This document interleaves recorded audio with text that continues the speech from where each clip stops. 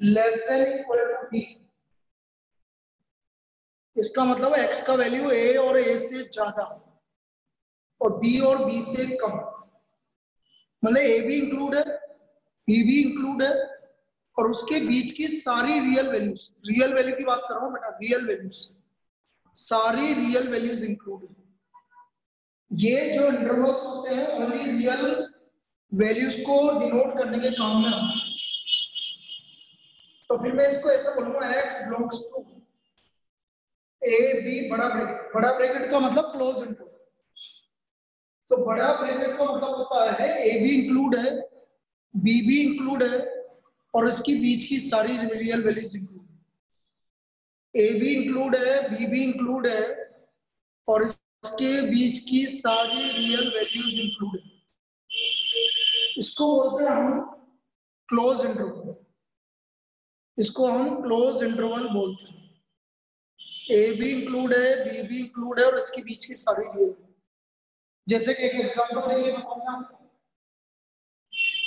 मैंने बोला x belongs to 1,3, इसका मतलब x का वैल्यू 1 भी है और 3 भी है और इसके बीच की सारी वैल्यू, और नंबर लाइन पर कुछ इस तरह से प्लॉट होता है, ये रहा 1, ये रहा 3, 1 भी इंक्लूड है, 3 भी इंक्लूड है और इसके बीच की सारी रियल, इसकी बीच की सारी रियल वैल्यूज।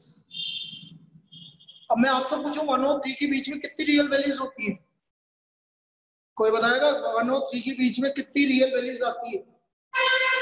बताइए। एक नहीं बेटा, इनफाइनाइट। रियल वैल्यू का मतलब ये नहीं है कि सिर्फ नेचुरल नंबर, इनफाइनाइट वैल्यूज आती है 1 और 3 के बीच में।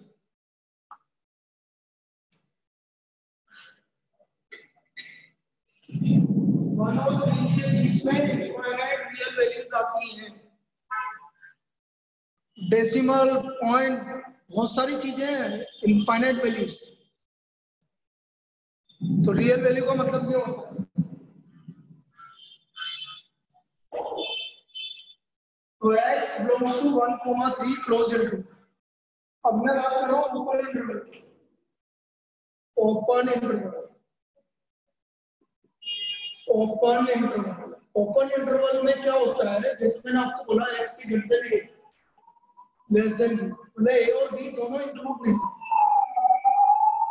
तो उसको हम छोटे ब्रैकेट से स्मॉल ब्रैकेट, स्मॉल ब्रैकेट का मतलब है ए भी इंक्लूड नहीं है, बी भी इंक्लूड नहीं, और ये कहलाता है आपका ओपन इंटरवल, इसको हम ओपन इंटरवल बोलते हैं। जैसे एग्जांपल मैंने बोला x से greater than -3 and less then 4, तो मैं इसको बोलूंगा x बिलोंग्स टू -3 से 4। -3 और 4 इंक्लूड नहीं है, इंक्लूड नहीं है तो ओपन सर्कल, इस तरह ये ओपन सर्कल आएगा भाई, ये भरा हुआ नहीं होगा, लेकिन इसके बीच की सारी रियल वैल्यूज, इसके बीच की सारी रियल वैल्यूज है, इसको कहते हैं ओपन इंटरवल। समझ में आया? ओपन इंटरवल -3 नहीं है, 4 नहीं है, लेकिन इसके बीच की सारी वैल्यू रियल है, इसको बोलते हैं ओपन इंटरवल। और देखते हैं, अब जैसे मैंने एक एग्जांपल लिया है x बिलोंग्स टू -7 to 5, अब इस तरह का इंटरवल लिखा है, इसका मतलब क्या है? -7 इंक्लूड है, 5 इंक्लूड नहीं है और उसके बीच की सारी रियल वैल्यू, इसका मतलब है -7 इंक्लूड है, 5 इंक्लूड नहीं है, तो इसके बीच की सारी रियल वैल्यू, इस तरह से नंबर लाइन पर इस तरह से आएगा, इधर होता है माइनस इनफाइनाइट, इधर होता है इनफाइनाइट, -7 इंक्लूड है, 5 इंक्लूड नहीं है और इसके बीच की सारी रियल वैल्यू, ये इसका नंबर लाइन पर आ जाता है। क्या समझ में आया? समझ में आया सभी को? किसी को दिक्कत है? अब मैं जैसे मैंने आपसे बोला, मैं बहुत सारी चीजें बता रहा हूँ, इसका मतलब क्या क्या है वो समझना। अगला चीज मैंने बोला आपसे,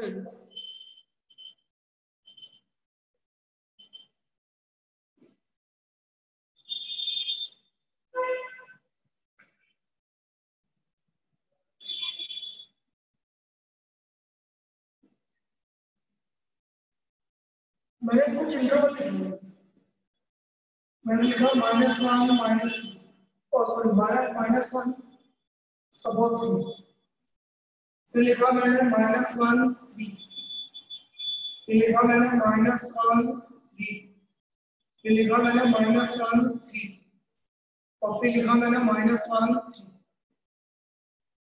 अब इन सबका मतलब अलग है, ये सब एक जैसी चीजें नहीं, इन सबका मतलब अलग अलग है।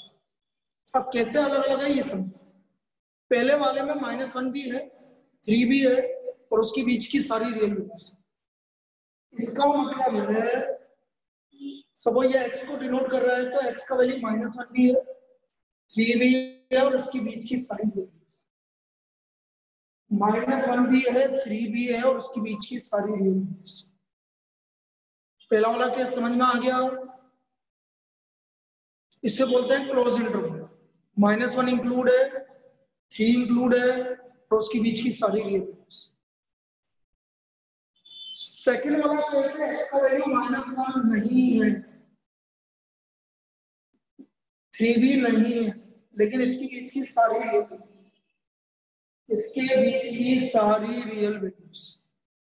-1 इंक्लूड नहीं है, 3 भी इंक्लूड नहीं है, लेकिन इसके बीच की सारी रियल वैल्यूज। क्या हमारा सेकंड केस क्लियर है? इससे बोलते हैं ओपन इंटरवल, सेकंड वाले केस को बोलते हैं ओपन इंटरवल। थर्ड वाले केस में x का वैल्यू -1 है, लेकिन 3 नहीं, इसको बोलते हैं semi closed, semi open, semi closed, semi open. इसको हम बोलेंगे सेमी क्लोज्ड, सेमी ओपन। पहले क्लोज है, बाद में ओपन है, मतलब बाद पहले वाला वैल्यू इंक्लूड है, बाद वाला वैल्यू इंक्लूड नहीं है। थर्ड वाला केस क्लियर है? थर्ड वाला केस क्लियर है? चौथा केस है x का वैल्यू -1 नहीं है, लेकिन 3 है, इसको बोलेंगे semi open, semi open, semi closed,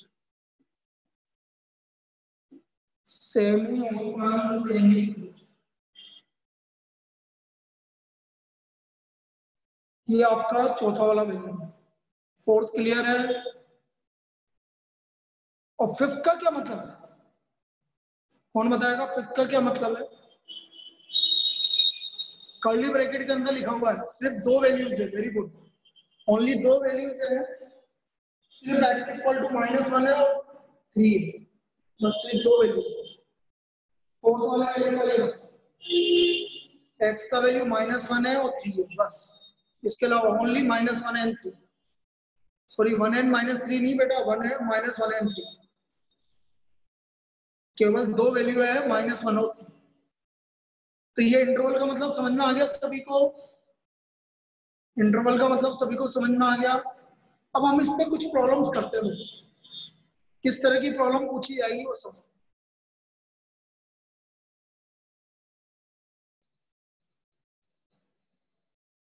देखो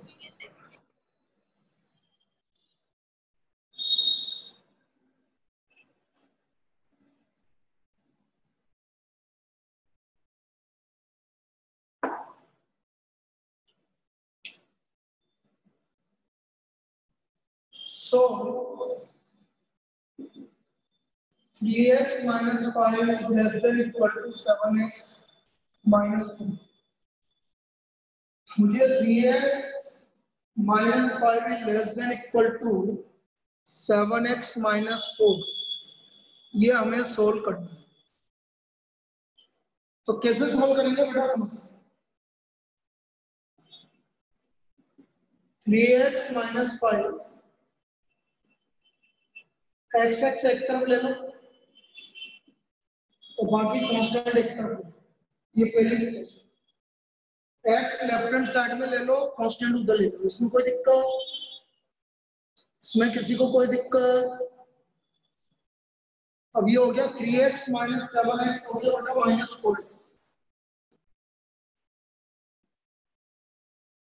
डिवाइड बाई माइनस 4। जब भी किसी इनफिनिटी को माइनस से डिवाइड या मल्टीप्लाई करते हैं, इनफिनिटी का साइन चेंज हो जाता है। जब भी किसी इनफिनिटी को माइनस से मल्टीप्लाई या डिवाइड करते हैं तो इनफिनिटी का साइन चेंज हो जाता है। वो पहले लेस देन था, अब ग्रेटर देन हो जाएगा। तो ग्रेटर देन इक्वल टू 1/-4 मतलब -1/। क्या ये समझ में आया? माइनस से मल्टीप्लाई या डिवाइड करोगे तो इनइक्वालिटी का साइन चेंज होगा बेटा। माइनस से मल्टीप्लाई डिवाइड करोगे तो इनइक्वालिटी का साइन चेंज हो जाएगा। तो ये आ गया आपका x is greater than equal to -1/4। तो इसको मैं ऐसे लिख सकता हूँ बेटा, -1/4 और उससे ज्यादा। तो -1/4 इंक्लूड है, बड़ा ब्रैकेट, और ज्यादा मतलब इनफाइनाइट। इनफाइनाइट और माइनस इनफाइनाइट कभी भी इंक्लूड नहीं होता है। इनफाइनाइट और माइनस इनफाइनाइट हमेशा छोटे ब्रैकेट के अंदर है। तो ये जो लास्ट में लिखा वो समझ में आया क्या? x बिलोंग्स टू -1/4 इंक्लूड है, और ज्यादा मतलब कहां तक? इनफाइनाइट। तो -1/4 से लेकर इनफाइनाइट कोई इफेक्ट नहीं है। मतलब यशवर्धन क्या बोल रहा है? इनफाइनाइट इंक्लूड नहीं होगा, इसलिए इनफाइनाइट पर हमेशा छोटा ब्रैकेट आएगा। इनफाइनाइट पर हमेशा छोटा ब्रैकेट आएगा। यदि 3x को उधर लेके गए तो बेटा उधर क्यों लेके जा रहे हो आप? तो मैं तो देखो, लेने में तो किधर भी ले जाओ, लेकिन मैं तो यही कह रहा हूँ कि आप हमेशा लेफ्ट हैंड साइड की तरफ x को रखो और कांस्टेंट को y के उधर की तरफ रखो, राइट हैंड साइड की तरफ। अपना पैटर्न बना लो, x हमेशा लेफ्ट हैंड साइड की तरफ। लेके जाने में मुझे कोई दिक्कत नहीं, आप उधर ले जाओ, कोई दिक्कत नहीं। लेकिन आपको इजी ये पड़ेगा, x हमेशा लेफ्ट हैंड साइड की तरफ और कांस्टेंट हमेशा राइट हैंड साइड की तरफ। चलो एक और प्रॉब्लम बताता हूँ।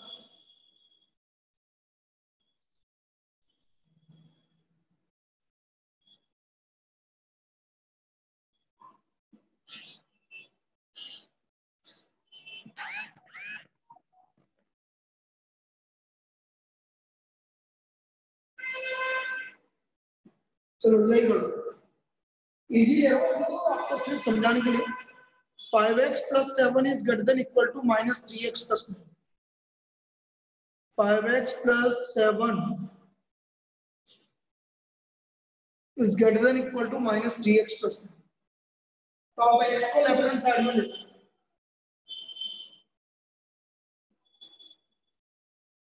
तो ये आ गया 8x डिवाइड बाय 8। यदि पॉजिटिव से डिवाइड करोगे तो कोई फर्क नहीं पड़ेगा, इनइक्वालिटी वही की वही रहेगी। तो x is greater than equal to 1/4। Positive से डिवाइड करोगे तो इनइक्वालिटी पे कोई फर्क नहीं पड़ेगा, वही की वही रहेगी। तो 1/4 टू इनफिनिटी, 1/4 इंक्लूड है, ये आ गया आपका 1/4 टू इनफिनिटी। 1/4 इंक्लूड होगा, इनफिनिटी इंक्लूड नहीं होगा। 1/4 इंक्लूड होगा लेकिन इनफिनिटी इंक्लूड नहीं होगा।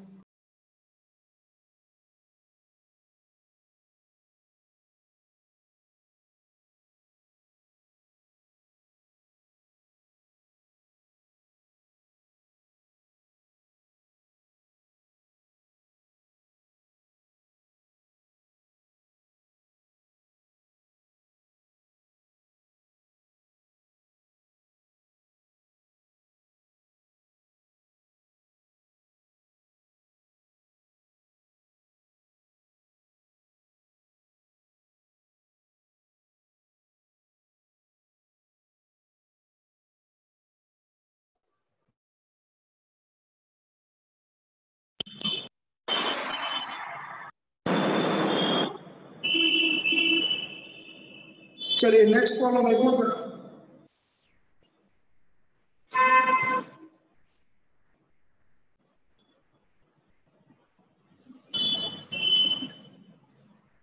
So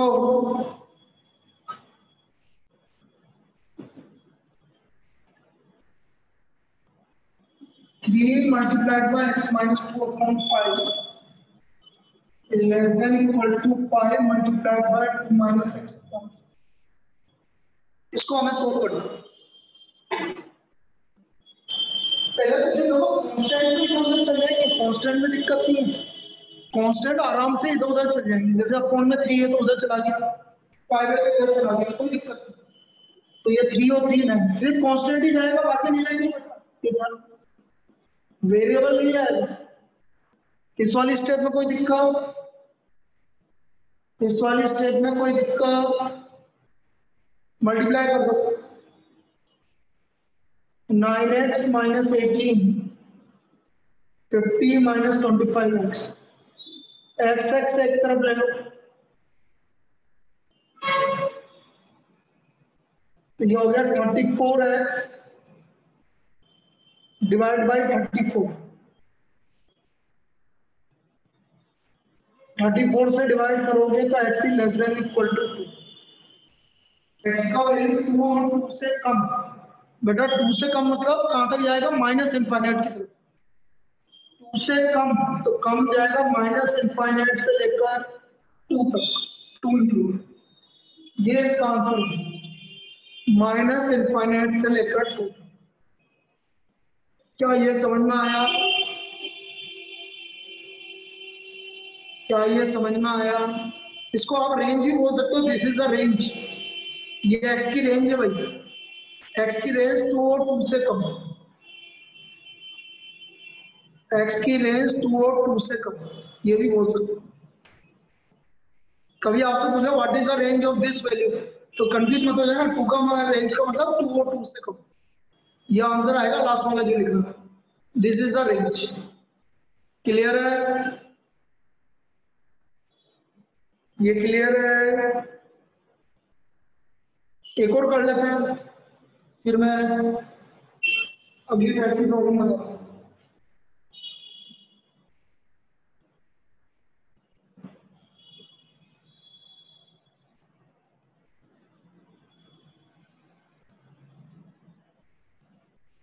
So 2x minus 1/3 greater than equal to, चलो ग्रेटर देन आता तो 3x minus 2/4 minus 2 minus x upon 5। इसको मुझे सोल्व करना, इसको हमें सोल्व करना। देखो नीचे आ रहा है 3 4 5, एक तरीका तो होता है 3 4 5 को तीनों को मल्टीप्लाई कर लो, कितना आ रहा है, ज्यादा इजी पड़ेगा। ये भी कर सकते हो, 3 4 5 जो भी अपॉन में आ रहा है तीनों को मल्टीप्लाई करो, कितना आ रहा है, 60 आ रहा है। सबको 60 से मल्टीप्लाई करो ताकि ये अपॉन का एलसीएम लेने वाला काम खत्म हो जाएगा। 60/3 20, 60/4 15, 60/5 12। ये हमारा अपॉन का काम खत्म हो गया, अपॉन का काम खत्म हो गया।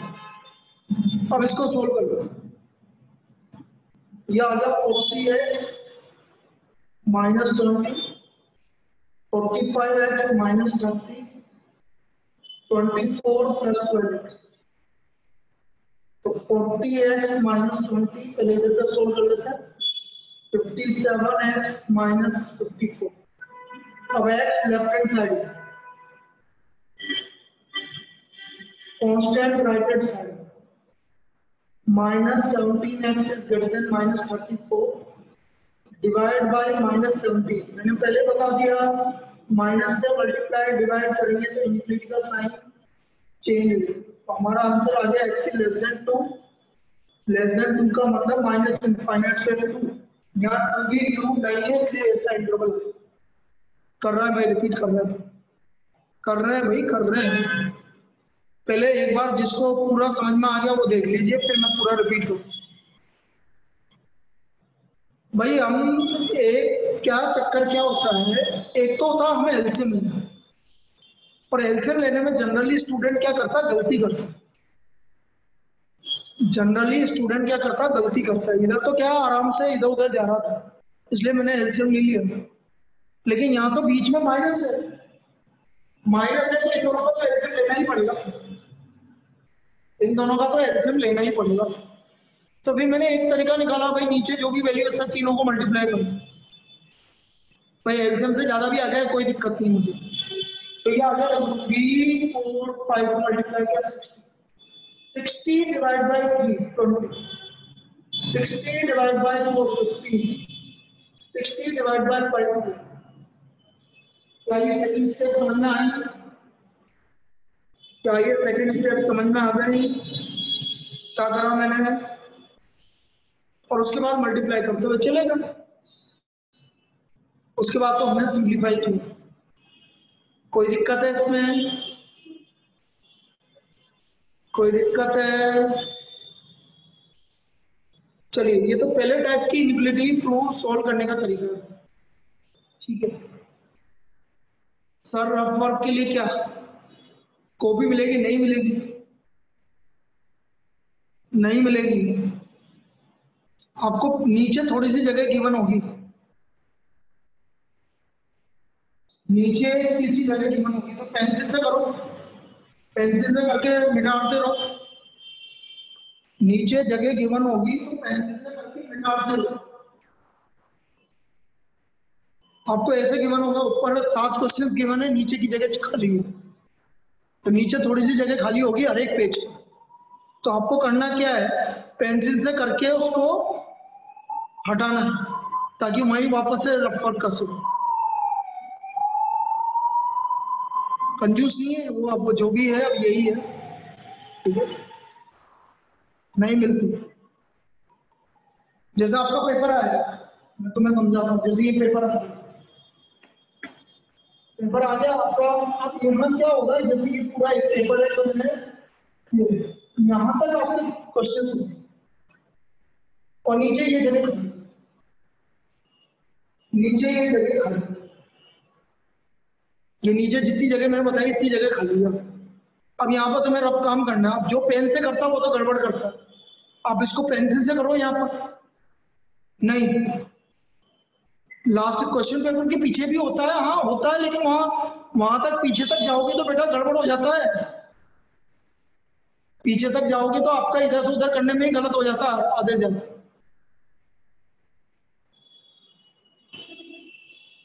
तो नीचे जगह खाली है, वहां पर रफ करो और पेंसिल से मिटा, फिर वापस यहाँ कर लो। ये अब जो भी गलत है सही है बेटा, यही है, हमें भी क्या कर सकते। चलिए नेक्स्ट टाइप की problem.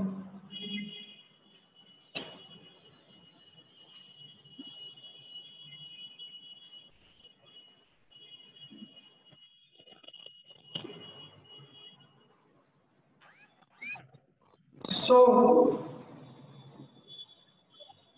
2 less than equal to 3x minus 4 less than equal to, इसको सॉल्व करना मुझे x की value, we have to find the range of x। अब इसमें क्या है, ये तो कोई अलग टाइप की प्रॉब्लम है। अरे यार तू यशवर्धन पिटाई खाएगा, अब तू इधर देख, टाइम वैसे ही नहीं है अपने पास, रिवीजन भी करना अभी एक महीने के अंदर, फिर कैसे काम चलेगा। 3x माइनस 4, हम क्या करेंगे, जो बीच वाली वैल्यू है इसको x बनाएंगे, बस जो भी साथ में देखो -4 है तो पहले +4 कर दो, तब मैं +4 कर दूँ, ये +4 क्या था, ये हट गया, और ये वाली स्टेप समझ में आई। बीच वाले को अकेला करना है, बीच वाले को अकेले करने के लिए पहले -4 को हटाओगे, तो -4 कब हटेगा, जब +4 करेंगे। तो +4 क्या है, 2 + 4 हो गया, ये हो गया 3x, ये हो गया 9। फिर हम डिवाइड बाय 3 करेंगे, इसको 3 से डिवाइड किया तो x, तो x बिलोंग्स टू 2 to 3, तो हमारा इसका आंसर आ गया 2 से 3 के बीच। क्या ये समझ में आया? पहले +4 किया, जो भी आया फिर डिवाइड बाय 3 किया। फिर देखो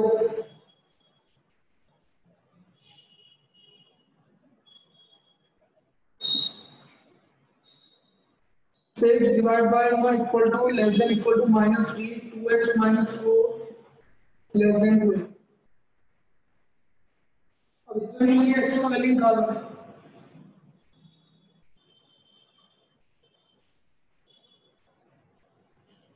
अब देखो सबसे पहले मल्टीप्लाई में -3 आ रहा है, तो सबको डिवाइड बाय -3 करो। 6 डिवाइड बाय -3, इनिक्वालिटी का साइन चेंज, ये आ गया इनिक्वालिटी का साइन चेंज, 12 डिवाइड बाय -3 से डिवाइड किया तो इनिक्वालिटी का साइन चेंज, माइनस से डिवाइड करोगे या मल्टीप्लाई करोगे तो इनिक्वालिटी का साइन चेंज। तो ये आ गया 6 डिवाइड बाय -3, इनिक्वालिटी का साइन चेंज, 2x -4 इनिक्वालिटी का साइन चेंज, 12 डिवाइड बाय -3। और तो भाई जल्दी आ रहा -3 to -2 आ रहा, 2x -4 -4 आ रहा।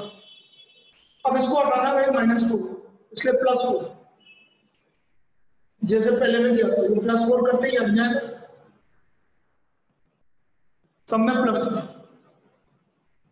सब में +2। इस स्टेप में कोई डाउट?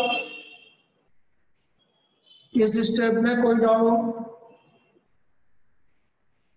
-2 + 2 हो गया 2x 0।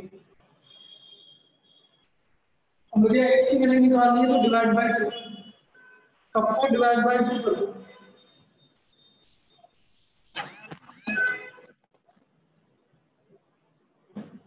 इसको मैं ऐसे लिख सकता हूँ, या तो x की वैल्यू एक ही बात है,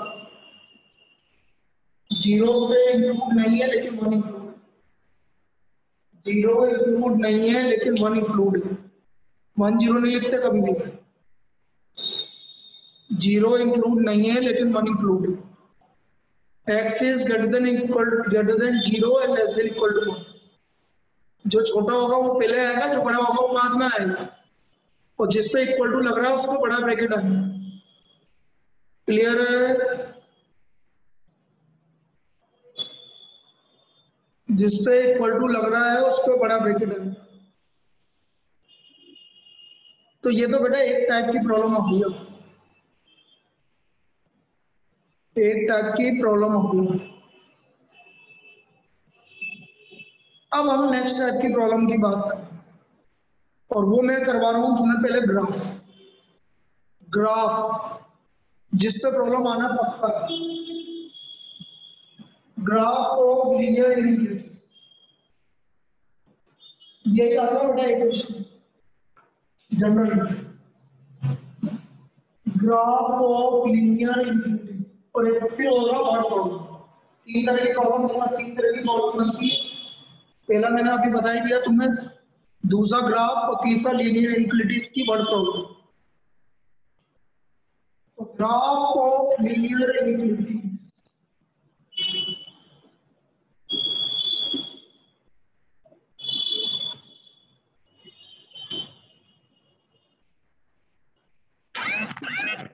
जैसे मैंने बोला है ग्रेटर देन इक्वल टू 4।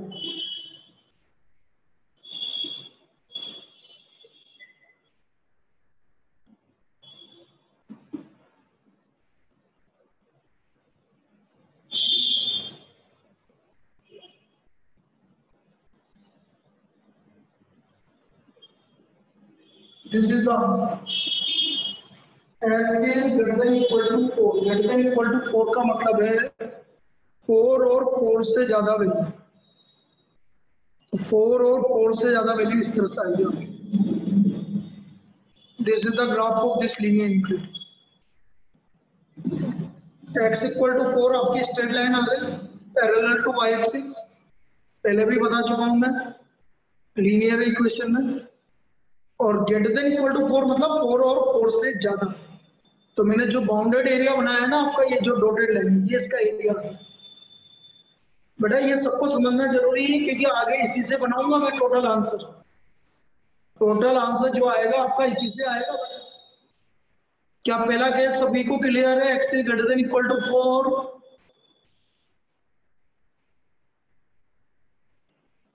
एक और एग्जांपल लेते हैं। X is less than -2।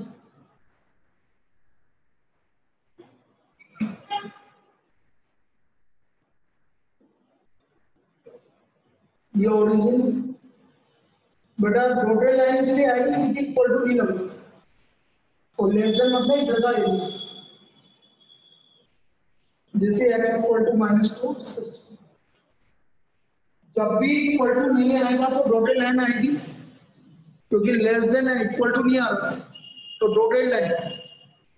और -2 से कम तो मैंने जो एरिया बनाया वो -2 से कम। ये एरिया है आपका x इज लेस देन -2 का। क्या सेकंड ग्राफ सबको समझ में आया? क्या किसी को दिक्कत है तो अभी भी बोल दो, नहीं तो बाद में बड़ी दिक्कत आ जाएगी।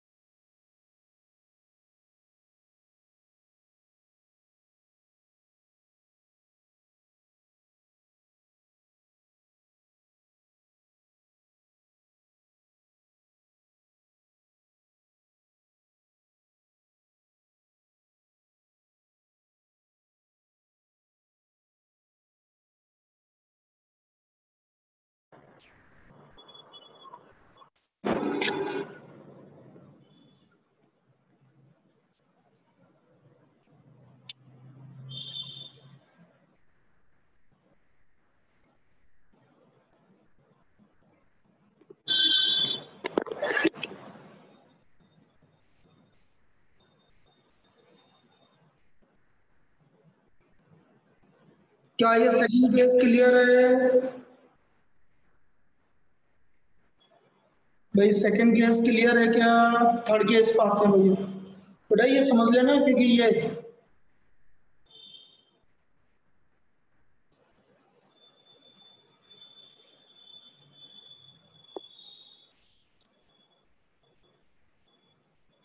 Third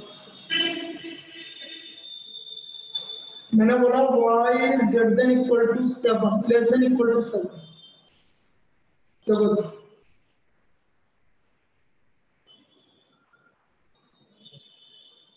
eight y suppose y equal to 7 ये और लेस देन इक्वल टू मतलब उससे कम। y less than equal to 7 और 7 से कम। y less than equal to 7।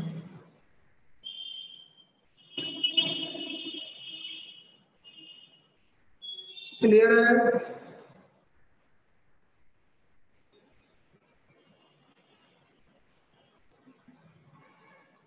चलो मैंने जैसे आपको बोला था एक और करते हैं। तो वो मैंने बोला y ग्रेटर देन -2 या -1 तो समझ रहा हूँ।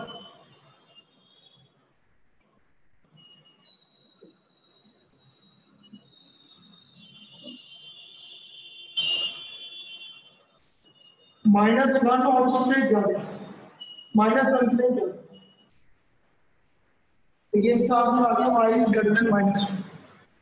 फोर्थ होगा y ग्रेटर देन -1। क्या इसमें कोई दिक्कत?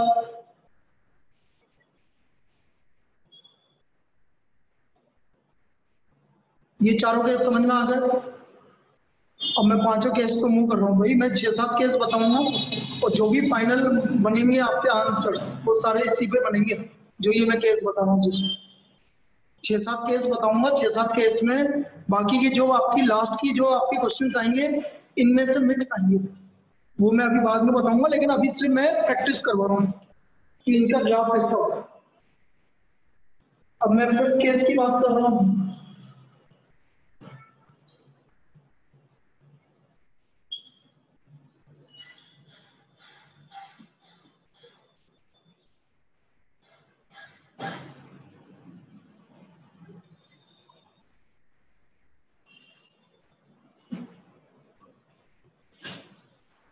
देखिए फिफ्थ केस, मैंने बोला कि 2x और 3y is less than equal to 12। अब इसमें क्या करेंगे हम, पहले y को 0 करो, तो x का वैल्यू हमारा 6 आ रहा है और y का वैल्यू 0 रखा है। ये हमारा पहला पॉइंट है। हमने y को 0 किया है तो x का वैल्यू हमारा 6 आ गया, तो 6, 0 हमारा पॉइंट है।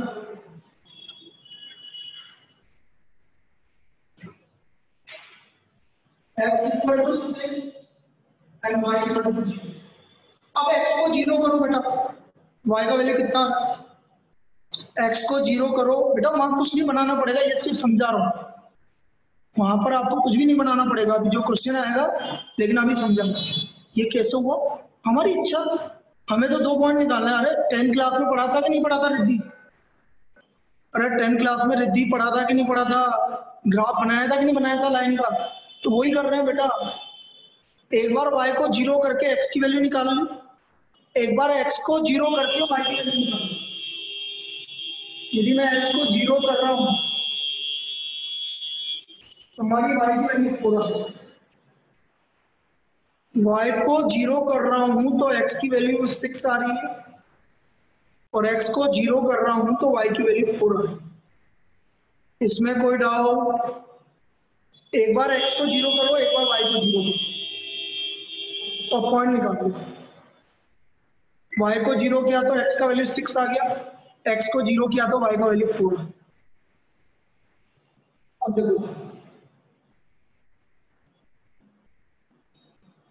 प्लॉट कर दीजिए, सपोज ये 6 और ये 4, इसको मिला दीजिए,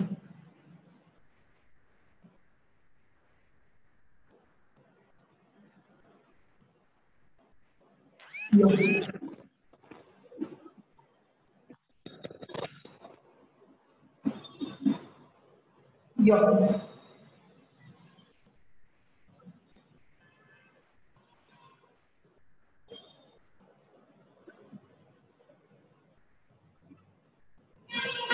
ये लाइन बन गई।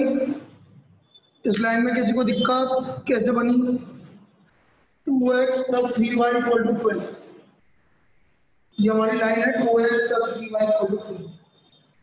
ये सबको समझ में आएगा लाइन कैसे बनी। बेटा मुझे कोई भी लाइन को बनाने के लिए 2 पॉइंट चाहिए, और सबसे बढ़िया होता है एक को 0 करो दूसरा निकल जाएगा, दूसरे को 0 करो पहला निकल जाएगा, ऐसे 2 पॉइंट आ जाएंगे, दोनों को प्लॉट कर लीजिए आप और आपकी लाइन बन जाएगी। ये जिसने भी पूछा सर ए की वैल्यू 0.6 आनी चाहिए थी ना, ए की वैल्यू 0.6 क्यों आएगी भाई, 0.6 ए की वैल्यू, अरे बेटा पहले x लिखते हैं बाद में y लिखते हैं, कभी भी कोऑर्डिनेट में पहले x लिखते हैं बाद में y लिखते हैं, तो पहले x की वैल्यू 6, y की वैल्यू 0, क्लियर है, अब क्लियर है, ठीक है। अब मैं क्या है कि जब भी इस तरह की कोई भी लाइन होगी इसमें 0 0 रखूंगा, 0 0 0 0 मतलब ये वाला is less than equal to 2, इस लाइन में मैं 0 0 रखूंगा, 0 is less than equal to 12, सही है गलत है, 0 12 से छोटा होता है, सही है गलत है, सही सही है, सही है का मतलब ये वाला ये पॉइंट रखा था ये सही है, तो बेटा सही है मतलब इधर की तरफ वाला दिस इज द, ये इसका सही है, इसलिए 0 0 की तरफ वाला रीजन है। क्या ये समझ में आया जो मैंने बनाया है? हमने 0 0 रखा, 0 is less than equal to 12, तो 0 या तो 12 से कम है या बराबर है, बराबर तो नहीं है तो 12 से कम तो है ना, दोनों में से एक सही होगा।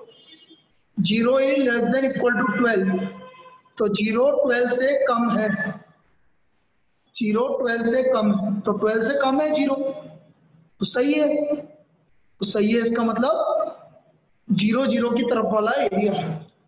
ये समझ में आ गया? क्या ये सबको क्लियर है? और अगर गलत है तो दूसरी तरफ वाला आएगा बेटा, ये गलत है तो ये वाला गलत है, ऊपर वाला रीजन है गलत है। एक और एग्जाम्पल बताते हैं, देखो सर, मैंने बोला 5x minus 3y greater than equal to, suppose मैंने बोला 15 ही लिख लो, चलिए प्लॉट करते हैं। y 0 किया तो x का वैल्यू 3, x 0 किया तो y का वैल्यू माइनस। क्या ये 2 पॉइंट लिखने में किसी को दिक्कत है? क्या ये 2 पॉइंट लिखने में किसी को दिक्कत है? 3 0 0 माइनस 5। अब इनको प्लॉट कर लो, देखो 1 2 3, तो ये 1 2 3 4 5, ये माइनस 5, ये मेरी है, ये आगे लाइन आपकी 5x minus 3y equal to 0 0 रखूंगा। सही है गलत है? सही है गलत है? 0 15 से ज्यादा है, गलत है, तो बेटा 0 0 ये रखा, ये गलत आ रहा है, इधर का रीजन नहीं है, उल्टा रीजन, दिस इज द, ये इसका region, this is the region. समझ में आया क्या? सबको समझ में आ गया? क्या बोल रहा है चिन्मय बेटा? भाई आपसे क्या बोला? 0 0 सेटिस्फाई करा, ये रहा 0 0, मैंने ये पॉइंट रखा, ये पॉइंट रखने के बाद 0 इज ग्रेटर देन 15 गलत आ रहा है, यदि सही आता तो इधर का रीजन आता, गलत आ रहा है तो उल्टा रीजन आएगा। गलत आ रहा है 0 is greater than equal to 15, गलत है तो उल्टा रीजन आएगा, नीचे वाला रीजन आएगा, सही आता तो ऊपर वाला रीजन आएगा। ठीक है, ये दोनों क्लियर है सबको? एग्जाम्पल, ये दोनों एग्जाम्पल क्लियर है सबको? एक मिनट टाइम देख लेते हैं, चलो अभी तो एक और बता दो, आज मतलब जी तो बचेगा, चलो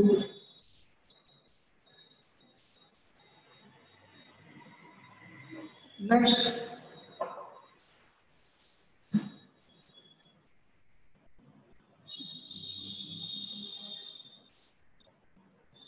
अब लास्ट केस बचता है हमारा, जब लाइन ओरिजिन से पास, इस तरह की लाइन है, जैसे मैं एग्जाम्पल दे रहा हूँ, मैंने बोला x minus y is greater than equal to, इस केस की बात करें, x minus 2y is greater than equal to 0, इसका ग्राफ कैसे बनाएंगे समझो। इस 2y को देखो, जब भी इस तरह की कोई लाइन हो, ये भी पॉजिटिव ये भी पॉजिटिव, और कांस्टेंट नहीं आ रहा है, कांस्टेंट आ रहा है कि इसके अंदर कोई भी x is greater than equal to 2y आ रहा है, कांस्टेंट आ रहा है कि इसमें, मेरी बात का जवाब दो, नहीं आ रहा, और x भी greater than equal to 2y है, मतलब x भी आ रहा है y भी आ रहा है लेकिन कांस्टेंट नहीं आ रहा है, ये दोनों पॉजिटिव आ रहा है। जब भी इस तरह की लाइन होगी बेटा, ये लाइन है, और दूसरा केस जैसे मैंने बोला 2x माइनस प्लस 3y,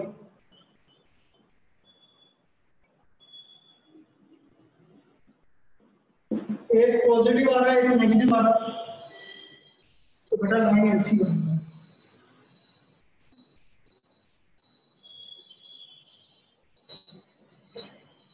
ये दोनों लाइन को बनाने के तरीके,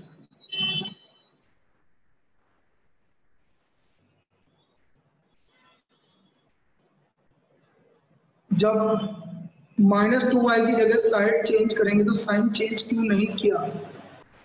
बेटा मल्टीप्लाई थोड़ी किया है, मल्टीप्लाई थोड़ी किया है, मैं तो उधर लेके गया हूँ, प्लस और माइनस किया है मैंने। प्लस माइनस में कभी भी साइन चेंज नहीं होता है, ओनली मल्टीप्लाई डिवाइड में माइनस साइन चेंज होता है। क्लियर है अब जिसने भी पूछा था? ठीक, पहला वाला दोनों पॉजिटिव था इसलिए लाइन ऐसे बनेगी, एक पॉजिटिव एक नेगेटिव इसलिए लाइन ऐसे बनेगी। ये चीज समझ में आ गई पहली चीज, ये दोनों का ग्राफ समझ में आ गया कैसे बनेगा, याद है होगा।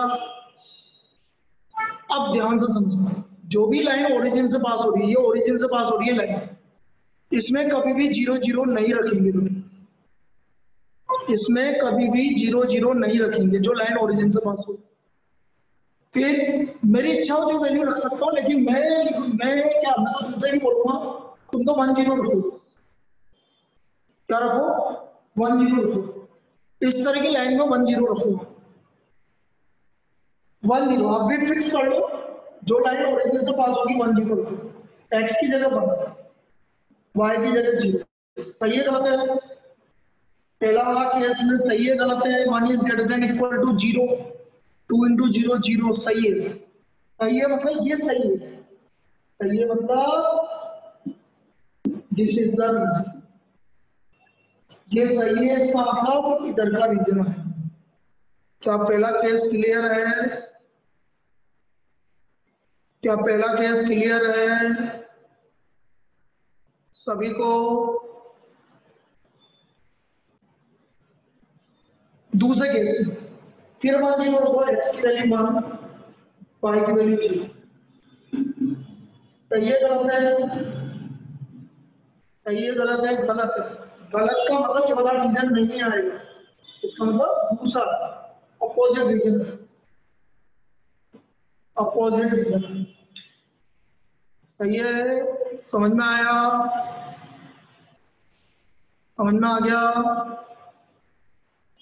चलिए, ये हमारा ग्राफ का काम था, अब कल से ग्राफ की क्वेश्चंस हो जाएंगे, तो कल मोस्ट प्रोबेबली कल कंप्लीट हो जाएगा, नहीं कल तो नहीं, परसों कंप्लीट कर देंगे, दो क्लास में कंप्लीट हो जाएगा, 2 क्लास में आपका ये कंप्लीट हो जाएगा आराम से। तो कल ग्राफ वाले क्वेश्चंस करेंगे भी, और ये जितने मैंने 8 केस बताए ना, इन्हीं 8 केस के क्वेश्चन आएंगे बस ये 8 केस आपको समझना है। क्लियर? चलिए ठीक, ओके, थैंक यू।